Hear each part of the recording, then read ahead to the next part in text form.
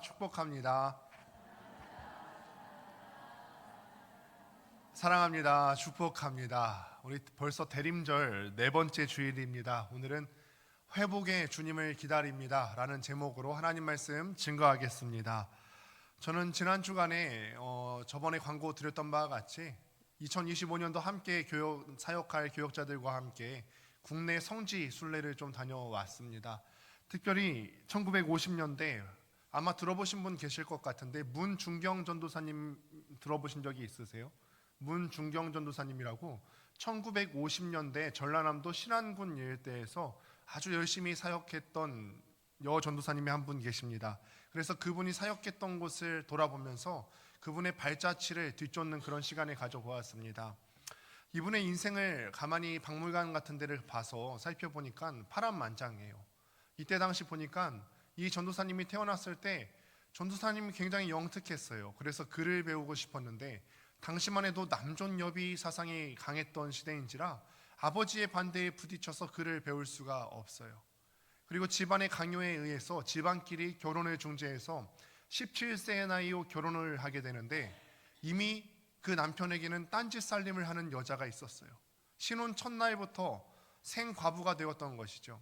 그래서 마음의 아픔을 갖고 이 사람이 살아가고 있는데 한 전도사님의 복음을 전하는 메시지로 인해서 복음을 받게 되고 신학교에 진학하게 됩니다. 그 뒤로 이 문중경 전도사님께서 약 18년 동안 신안군 일대에서 사역을 하면서 섬과 섬 사이를 돌아다니면서 100개의 교회를 개척하게 돼요.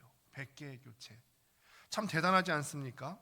그러니까 가서 보니까 뻘이 굉장히 넓어요. 밀물이 들어왔을 때는 거기가 다 바다가 되었다가 물이 빠지면 뻘이 되는데 그 뻘이 되었을 때 문 전도사님께서 바짓가랑이를 걷어 올리고 나서 그 뻘을 다니시면서 복음을 전하러 다니셨던 거예요. 사진을 하나 찍어 왔는데 한번 보실까요? 여기는 문중경 전도사님께서 기도했던 기도 바위입니다. 이거는 제가 그냥 의도해서 찍은 설정샷은 아니고요. 저도 한번 그때 마음이 어땠을까 앉아보고서 섬을 쭉 바라보고 있는데 뒤에서 센스 있게 또 사진을 이렇게 아름답게 찍어 주셨어요. 저기가 이제 문 전도사님께서 사역했던 섬들 사진이죠. 이런 곳을 사역하시면서 무슨 교통수단이 있었겠어요? 자동차가 있었던 것도 아니고 다 걸어다니면서 사역을 했던 터라 당시 일반 사람들은 1년에 고무신을 1개 정도 쓰는데 문중경 전도사님이란 분은 1년에 대충 9켤레 정도의 고무신을 사용했다고 합니다. 그러던 중에 6.25 전쟁이 일어났습니다. 대부분의 국토가 이제는 국군에 의해서 다 수복이 된 상태였는데 증도만 아직 공산군에 휘하에 있던 때예요. 당시 이제 문 전도사님께서는 이미 수복된 도시였던 목포에 있었는데 목포에 있었으면 문 전도사님께서 굳이 죽음을 당하지 않았어도 괜찮아요. 그런데 문 전도사님께서 굳이 공산군 아래에 있었던 증도에 가셔야 되겠다는 거예요. 내가 가야지 다른 사람들 살 수 있어. 내가 죽으면 다른 사람들 다 살릴 수 있기 때문에 내가 가야 돼 하면서 증도로 향하게 돼요. 그래서 공산군 아래에 찾아가게 되니까 공산군이 문 전도사님뿐만이 아니라 당시 증도에서 예수를 믿었던 사람들 또 수많은 양민들을 잡아다 백사장에 꿀리게 됩니다. 백사장에 꿀리니까 이 공산군이 문 전도사님을 바라보면서 너는 새끼를 많이 치는 씨암탉이기 때문에 너는 그 이름으로 처형한다. 그리고 이 공산군이 죽창으로 문 전도사님의 온몸을 구석구석 찌르기 시작해요. 문 전도사님의 온몸에서 피가 솟구쳐 오르기 시작했죠. 그의 하얀 소복은 피로 붉게 물들었습니다. 문 전도사님의 숨이 끊어지지 않고 계속해서 이 고통 가운데 비명을 지르니까 시끄럽다고 공산군이 목에다가 총구를 겨누고 쏴서 죽입니다. 그때 문 전도사님의 나이가 59세. 한 사람의 인생으로 봤을 때는 참 파란만장한 인생 아니겠습니까? 그런데 우리가 예수 믿고 우리가 정말 생명의 종교인 이 그리스도교를 믿는 사람으로서 이 인생을 바라봤을 때 가치 없는 인생이라고 할 수 있을까요? 당시 문 전도사님뿐 아니라 수많은 그리스도인들이 그 자리에서 함께 순교를 당했습니다. 위기인 줄 알았어요. 교회의 핵심이었던 사람들이 한 곳에 몰려들어서 거기서 다 죽임을 당했으니까 많은 사람들이 생각했을 때 이곳에서 복음 증거하는 것은 이제 끝났다. 그렇게 생각하실 수 있습니다. 그런데 지금 증도의 복음화율이 무려 90% 이상이라고 합니다.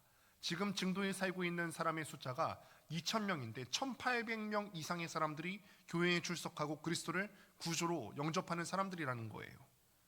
이 말씀을 보면서 제가 이 결과를 보면서 말씀 한 구절이 떠올랐는데 요한복음 12장 24절 말씀입니다. 내가 진실로 진실로 너희에게 이르노니 한 알의 밀이 땅에 떨어져 죽지 아니하면 한 알 그대로 있고 죽으면 많은 열매를 맺느니라. 할렐루야. 문천도님 사님의 순교로 수많은 열매가 맺혔어요. 기독교는 생명의 종교인 줄로 믿습니다. 죽은 데서 끝이 아니라 거기서 부활이 있고, 상한 데서 끝이 아니라 그 자리에서 회복이 있고, 무너진 자리에서 끝나는 것이 아니라 거기서 다시 일어섬이 있는 종교인 줄로 믿습니다. 저는 이런 생명과 회복의 역사가 오늘 말씀을 통해서 우리의 삶 가운데 맺혀질 수 있게 되기를 간절히 소망합니다. 오늘 본문 말씀을 보니까 이렇게 시작하죠. 예수께서 이 말씀을 하실 때 한 관리가 와서 절하며 이르되. 마태는요, 오늘 이 말씀을 기록할 때 이 관리가 어떤 직분을 가졌는지, 어떤 이름을 가졌는지 기록하지 않습니다. 설명하지 않아요. 이 사람이 어떤 이름을 가졌는지, 어떤 직분을 가졌는지 이거는 마태에게 전혀 중요한 게 아니었죠. 마태에게 중요한 것은 어떤 것이냐면 관리가 와서 예수님께 과연 무슨 말을 했는가, 그리고 예수님께 무슨 말을 했을 때 예수님께로부터 얻게 되는 결과가 무엇이었는가. 마태에게 중요한 건 이거예요. 이 사람이 이름이 뭐고 직분이 뭐고 이런 거 중요한 거 아니고, 이 사람이 예수께 와서 어떤 말을 했고 어떤 결과를 얻었는가, 이게 중요했어요. 같은 말씀을 기록했던 마가복음 5장이나 누가복음 8장에서는 이 관리의 이름과 직분에 대해서 기록하고 있었는데, 그 관리의 이름은 야이로고 회당장이었던 사람이에요. 회당장 야이로. 우리가 이미 익히 들어서 알고 있는 이름이죠. 회당장이라고 하는 것은 당시 회당 모임의 대장이었던 성격의 직분입니다. 이스라엘이 우리가 알다시피 초기에는 성전 중심의 공동체를 이루며 살아가고 있다가 이스라엘 사람들이 하나님의 말씀에 계속해서 배반하고 불순종하니까 하나님께서 이스라엘 사람들을 심판하셔서 바벨론에 끌려가게 하셨어요. 그리고 돌아오게 되는데, 바벨론에서부터 이스라엘 사람들이 돌아왔을 때 유대교가 생겨나게 됐죠. 그런데 이 유대교는 회당 중심의 종교예요. 이스라엘 사람들은 이때서부터 회당 중심의 사회로 변모가 됩니다. 예전에는 성전 제사 중심의 공동체였다면 바벨론에서 끌려갔다가 돌아오고 난 뒤부터는 회당 중심의 공동체로 변모가 되게 됩니다. 그래서 회당 안에서 예배도 드리고요, 성경 공부도 하고, 이 안에서 예배를 드리면서 수많은 그리스도인들이 생겨나게 되었고, 수많은 장로님들이 선출이 되게 되었고, 장로님들 중에서도 돌아가면서 회당장이라고 하는 직분을 투표로 해갖고 선출을 하게 되어 있었어요. 그러니까 이 회당장이라고 하는 사람은 한 마을 공동체에서 굉장히 존경받는 위치였고 어른이고 사랑을 받는 그런 분이셨어요. 그 회당장 야이로가 예수께 와서 어떻게 했다고요? 절하며 이르되. 말도 안 되는 행동을 한 거예요. 당시 예수님은요, 사람들 사이에, 당시 종교 지도자들 사이에 어떤 분으로 각인이 되었냐면 이단 중에 괴수다라고 각인이 되어 있었거든요. 그도 그럴 만하죠. 왜냐하면 예수님께서 늘 말씀하시던 게 그런 거예요. 내가 하나님이다. 나를 본 자는 아버지를 본 사람이다. 나에게 인자가 죄를 사하는 권세가 있는 줄을 너희가 알지 못하느냐? 무슨 말 하는 거죠? 내가 곧 하나님이다 라고 말씀을 하고 다니셨기 때문에 종교 지도자들은 예수님더러 신성모독하는 사람이라고 했어요. 이단 중에 괴수라고 여겨졌던 분입니다. 이단의 괴수에게 한 마을에 존경받는 회당장이 그 앞에 나와서 절하며 이르되. 절하다니요. 지금 말로 바꾸면요, 우리 장로교 합동교당 총회장님께서 신천지 이만희에게 나가서 절하는 거예요. 이러면 좀 이해가 가시겠습니까? 야, 우리가 생각했을 때 저런 이단 앞에 우리가 어떻게 절할 수 있는가? 있을 수 없는 일이 일어났습니다. 그런데 도대체 회당장 야이로 그 관리에게 무슨 일이 일어났길래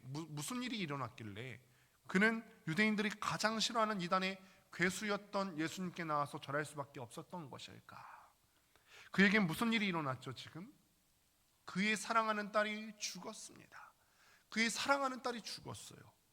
딸의 이 아픈 문제를 안고 이 예수님께 와서 절을 하는 순간 회당장이라고 하는 그의 명이라든지 그의 직분이라든지 그의 모든 쥐기는 땅바닥에 실추될 것이 눈에 보듯 뻔합니다. 어떤 면에서 봤을 때 이런 이단의 괴수를 위해서 내가 율법을 팔아버렸기 때문에 어쩌면 그는 그 공동체에서 축출될지도 모릅니다. 쫓겨날지도 몰라요. 사실 그가 회당장으로서 계속 업무를 보여야 했던 것 중에 가장 중요한 것 중 하나는 율법 두루마리를 잘 보관하는 일이었고, 또 하나는 회당 건물을 잘 관리하는 일이었고, 또 한 가지 중요했던 것은 모든 예배에 관련된 사물을 맡아보는 거예요. 예배가 잘 진행될 수 있도록 순서도 정하고, 이 예배 때 어떤 랍비를 모셔와야 될 것인가, 이런 것들을 다 주관하는 일들을 회당장이 했던 일입니다. 그런데 이런 사람이요, 수많은 랍비를 두고서요, 자기 딸이 아프다는 이유로 이단의 괴수에게 나아가서 절하고서 빌고 있는 거예요. 어떻게 그는 이 말도 안 되는 상황을 연출할 수 있었습니까? 이 사람도 보고 듣는 게 있었기 때문에 그렇습니다. 당시 형편을 설명하는데 말씀 한번 확인해 보도록 하겠습니다. 누가복음 8장 말씀을 보니까 이렇게 기록이 되어 있습니다. 예수께서 돌아오심에 무리가 환영하니 이는 다 기다렸음이니라. 또 보실까요? 예수께서 가실 때에 무리가 밀려들더라. 우리가 지금 대림절로서 예수 그리스도를 기다리지 않습니까? 무리가 다 예수님을 기다렸대요. 그런데 우리가 예수님을 기다리는 데는 이유가 있죠. 왜냐하면 예수님에 대한 수많은 놀라운 소문들이 퍼져 있었기 때문에 그렇습니다. 예수님께서 가버나움에서 배를 타고 거라사인의 지방으로 가셔서 거기서 귀신 들린 사람 2사람을 고치시고 다시 한번 돌아오니까 온 무리가 환영하고 다 기다렸어요. 기다린 이유가 뭘까요? 수많은 문제 있는 사람들이 예수 앞에 나왔을 때 기다렸던 이유가 뭘까요? 질병 있는 사람들이 왜 예수님을 기다리죠? 질병 나으려고요. 귀신 들린 사람이 왜 예수님 기다리죠? 귀신 쫓으려고요. 눈먼 사람이 있다면 왜 예수님이 오시기를 기다렸을까요? 예수님 만나면 내가 눈 뜰 수 있으니까요. 이런 것을 기대하면서 그런 들뜬 분위기로 예수님을 온 무리가 기다리기 시작합니다. 그 분위기 속에서 예수님께서 어디를 가시든, 요즘에 스타들이 오면 수많은 사람들이 운집을 하는데 그것보다 더 했을 거예요. 어디로 가시든 많은 무리들이 예수님을 쫓으면서 다니는 거예요. 지금 가버나움은 예수님 때문에 들떠 있습니다. 모든 질병이 나았고 귀신이 쫓겨나가는 걸 수많은 사람들이 목도했고 이미 많은 소문이 나 있기 때문에 아마도 회당장 마음에는 이런 마음이 있을 거예요. 그래, 내 딸만 살릴 수 있다면 회당장 자리가 무슨 소용이 있겠어. 내 딸만 살릴 수 있다면 내가 지금 회당장으로서 존경받는 위치에 있고 사랑받는 위치에 있는데 내 딸만 살릴 수 있다면 이런 것들이 다 망가진들 나는 전혀 상관없다. 그렇게 생각했겠지요. 그리고 이렇게 기록합니다. 절하며 이르되 내 딸이 방금 죽었사오나 오셔서 그 몸에 손을 얹어 주소서. 그러면 살아나겠나이다. 아멘. 아멘이십니까?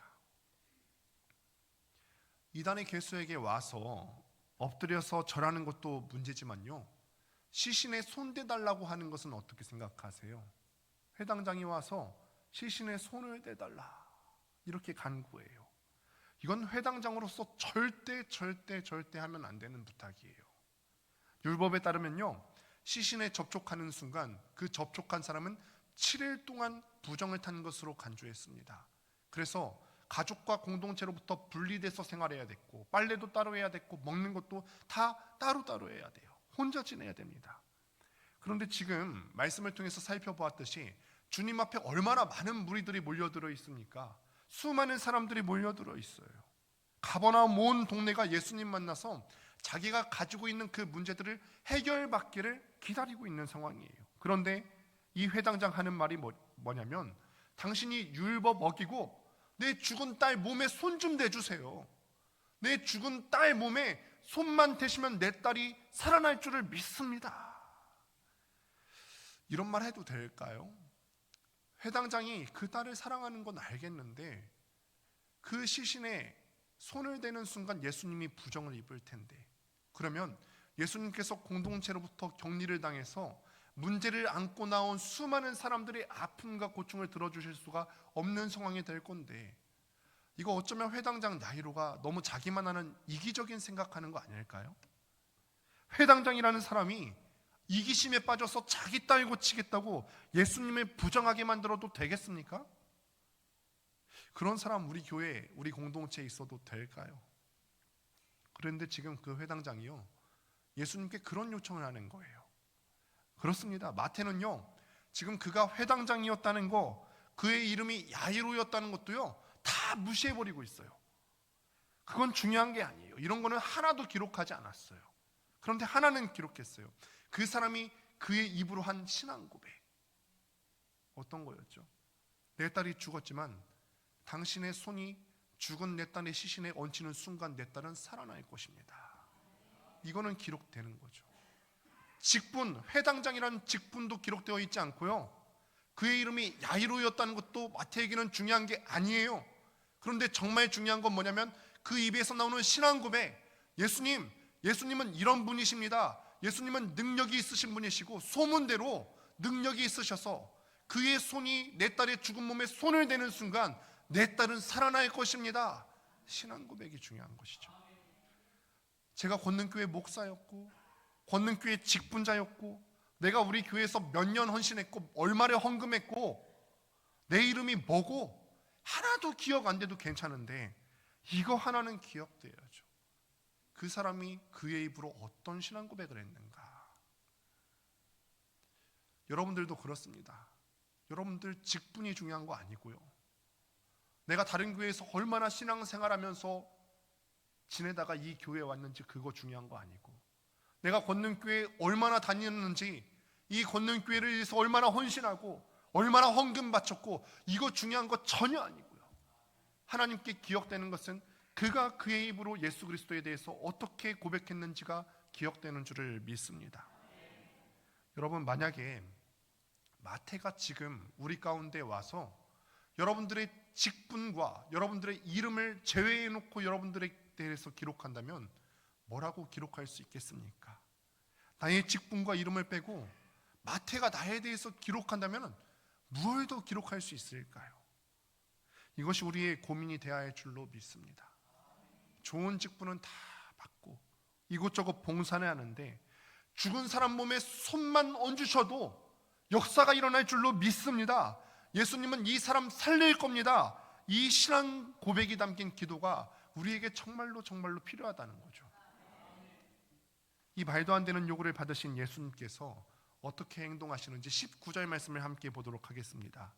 예수께서 일어나 따라가심에 제자들도 가더니. 예수님은 사실 굳이 손을 안 대셔도 능력을 행하실 수 있는 분이세요.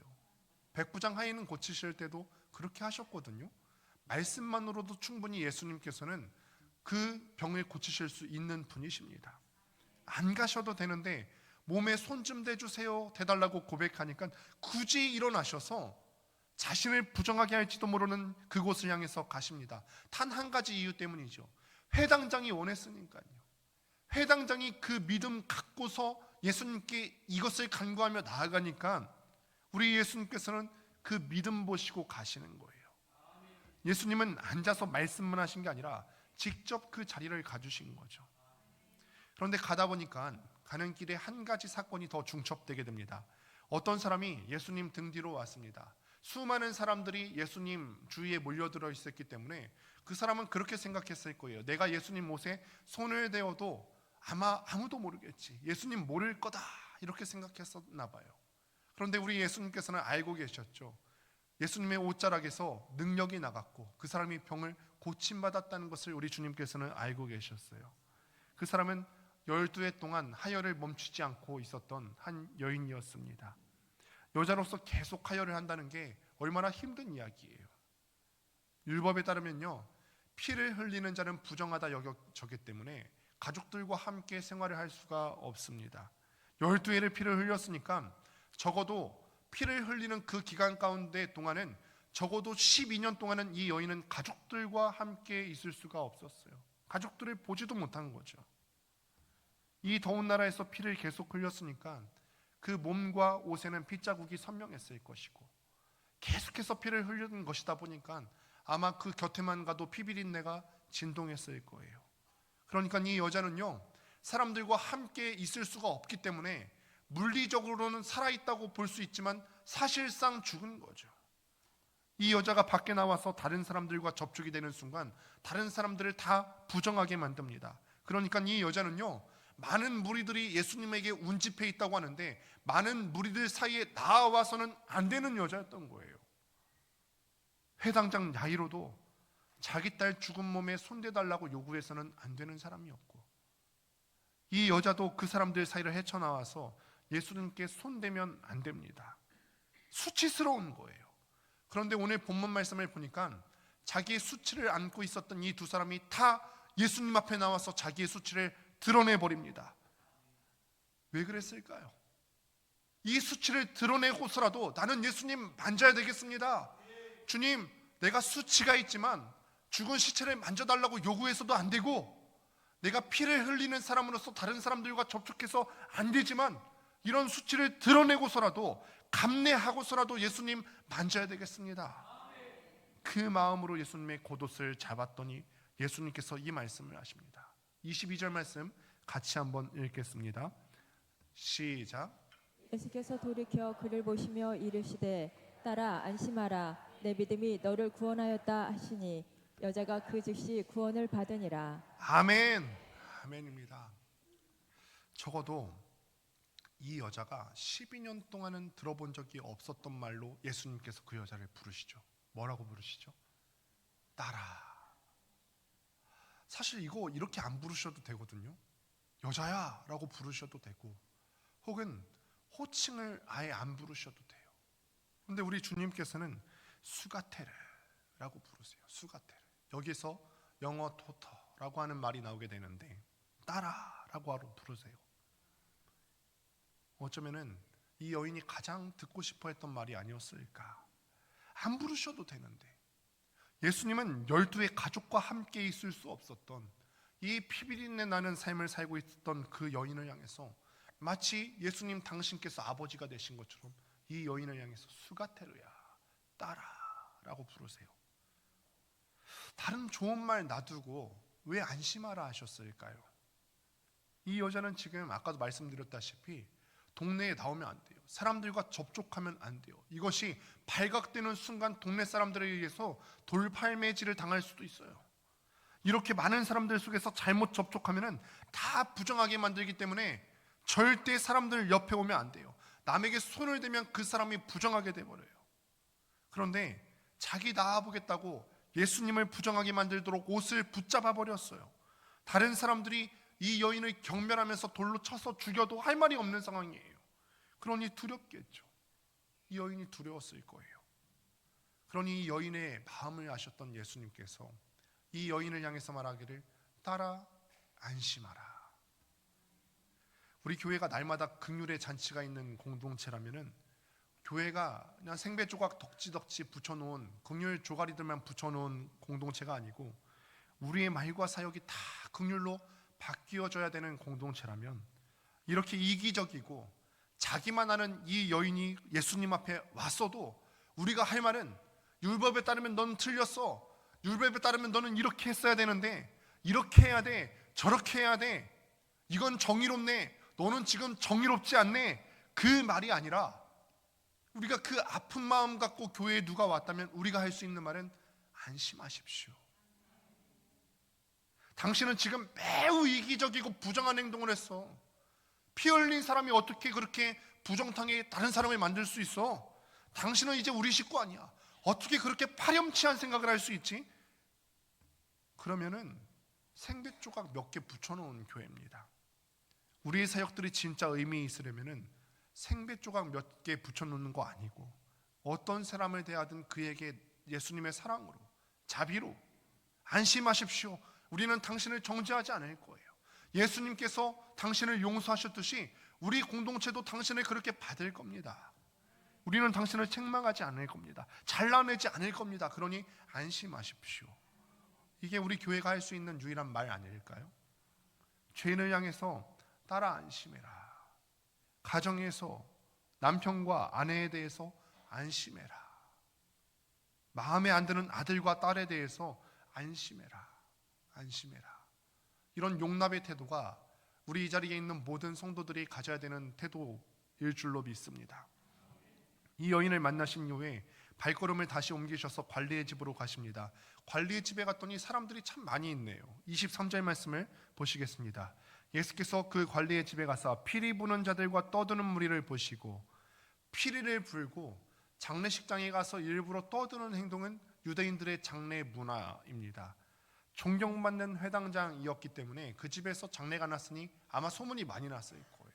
그 집이 존경받는 집이었는데 그 집에 딸이 죽었대. 회당장 집에 딱 장례가 났으니까 소문이 나자마자 그 동네에 수많은 사람들이 다 몰려들었을 겁니다. 힘을 다해서 피리를 불어주고 더 그 사람을 위해서 슬피 울어줬을 거예요. 우리도 장례식장에 가면 예전에 그런 사람들이 있다고 들었어요. 곡비라고 아십니까? 곡비? 이 장례식장에 있는 사람들은요, 뭐 부모님이 돌아가시면 더 많이 우는 사람이 효자고 효부라고 여겨졌기 때문에 장례식장에서 많이 울어야 덕인 줄로 알았어요. 그런데 자기 혼자 다 울 수가 없으니까 사람을 사서 울게 하는 거예요. 그런 사람들을 우리는 곡비라고 불렀죠. 이 유대 사람들도 마찬가지여서 장례식장에 있을 때 곡하는 사람들이 많이 있어야지 그 사람이 생전에 얼마나 존경받는지 가늠할 수 있는 척도가 되었어요. 그러니 회당장을 사랑하고 존경하는 마음으로 이 가버나움 사람들이 다 몰려왔을 겁니다. 피리를 불고 떠드는 게 야이로를 생각하고 위하는 방법이었던 거죠. 그런데 야이로가 지금 이 사람들이 와서 피리 불고 떠들기를 원하고 있었습니까? 야이로가 원했던 건 그거 아니에요. 그랬다면 예수님께 안 갔죠. 예수님께 가서 손을 얹으면 나을 겁니다, 그 믿음의 고백을 하지 않았겠죠. 지금 야이로가 원하는 거는 딸의 성대한 장례식이 아니에요. 수많은 사람들이 와서 나에게 존경을 표하면서 곡하고 피리 불고 떠들어주는 거, 그거 아니에요. 야이로가 말하는 건. 야이로가 원하는 건 딸이 살아나는 거예요. 딸이 살아나기를 원하는 회당장 야이로에게 와서 회당장 야이로를 존경한답시고 그가 원하는 것에 정반대 행동을 하고 있는 거예요. 피리 부는 자들과 떠드는 무리를 보시고 이르시되 물러가라. 왜 여기 와서 지금 이 난리야? 지금 너희들이 하는 행동은 여기에 적합하지 않아. 물러가라. 피리 부는 사람들 입장에서 보면은 황당하겠죠. 나는 지금 최선을 다해서 이 사람을 위한답시고 피리 불고 있고 소리를 높이고 있는데 왜 물러가야 되죠? 이 소녀가 죽은 것이 아니라 잔다. 자는데 피리 불면 안 되니까요. 자는데 시끄럽게 굴면 되겠습니까? 이 소녀에 대해서 갖고 있던 생각이 다른 거죠. 이 사람들은 죽었다 생각했기 때문에 피리 불고 소리를 높였고 떠들었던 건데, 예수님께서 이 사람들을 물리시며 말씀하시기로는 떠들지 마, 피리 불지 마. 이 사람 지금 죽은 게 아니라 자는 거야. 자는데 그 앞에서 피리 불 수 있겠어? 그 앞에서 떠들 수 있겠어? 하시니 그들이 비웃더라. 지금 예수님이 누구 때문에 여기 왔죠? 이 딸아이의 아빠 때문에 왔어요. 야이로, 회당장 야이로의 믿음의 간청 때문에 이 자리에 왔습니다. 야이로가 예수님 모셔왔는데 회당장을 존경했던 이 가버나움 사람들은 야이로가 모셔온 예수님을 비웃어요. 이러고도 회당장 사랑한대요. 회당장 소원과는 정반대의 행동을 하면서 회당장 사랑한대요. 회당장 존경한대요. 야, 잠깐 멈추어 서서 내가 진짜 주님 사랑하는지, 내가 진짜 우리 교회의 머리 대신 주님을 사랑하는지 생각해 보면 알 수 있는데, 내 열정에 취해서 생명의 구주를 비웃는 거예요. 내가 생각했을 땐 이렇게 행동하는 게 맞을 것 같아서 내 열정에 자아도취돼서 맞는 행동을 못하는 거죠. 그래서 그 앞에서 생명의 구주가 왔음에도 불구하고 비웃는 거예요. 그들이 비웃더라. 죽은 건 죽은 거고 자는 건 자는 거지 왜 죽은 아이 보고 잔대요? 이미 수많은 사람들이 인산인해로 몰려와서 이 딸아이가 죽은 것인지를 확인했어요. 증인들이 있어요. 죽은 건 죽은 거예요. 그런데 왜 잔다고 예수님이 표현하셨죠? 곧 깰 거니까요. 곧 깰 거니까 예수님께서는 잔다라고 표현하셨죠. 일전에 제가 한번 말씀을 드린 적이 있는데, 예전에 제가 한 교회에 부임했던 날이 기억나요. 너무 충격적이어서 제가 이것을 계속해서 두고두고 기억할 수밖에 없어요. 그 당시 제가 유년부 전도사로 갔는데 분명히 그 주일 낮에만 해도 그 부서를 섬기던 부장 집사님, 그리고 그 사모님과 함께 식사를 했습니다. 그런데 그날 저녁 교역자 회를 하는데 충격적인 소식을 들었어요. 그분이 평상시에 혈압이 있으신데 그 혈압 때문에 혀가 뒤로 말려 들어가서 질식해서 지금 병원으로 실려 들어가셨다는 거예요. 회의를 하다 말고 제가 그 병원으로 빨리 갔어요.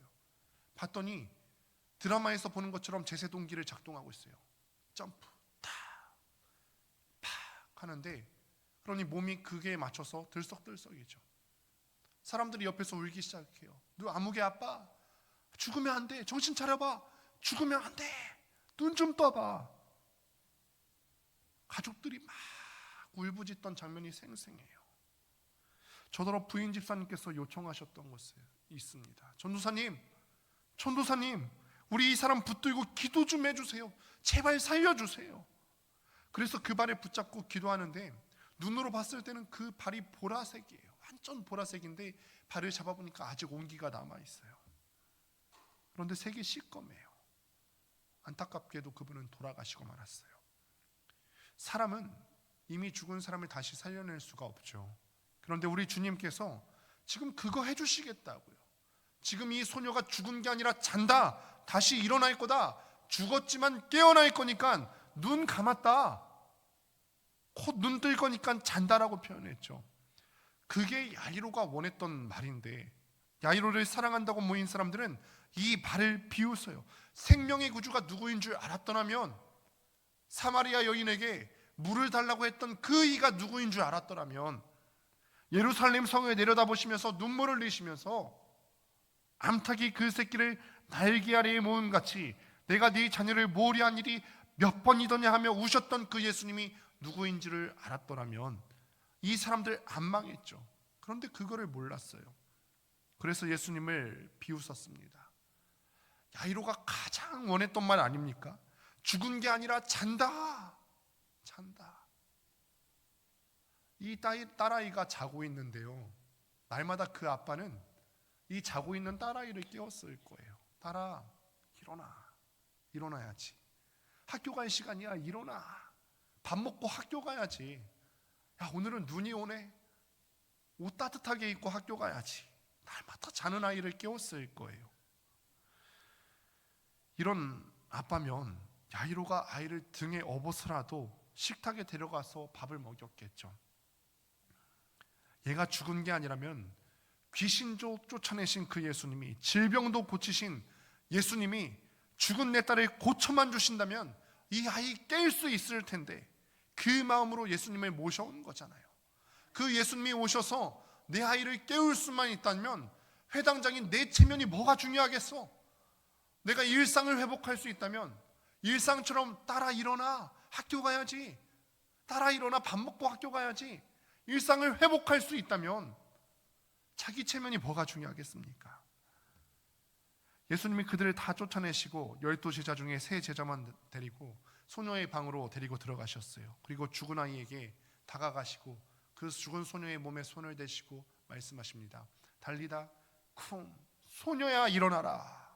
소녀야 일어나라. 소녀야 일어나라. 할렐루야. 시신에 손대면 부정해집니다.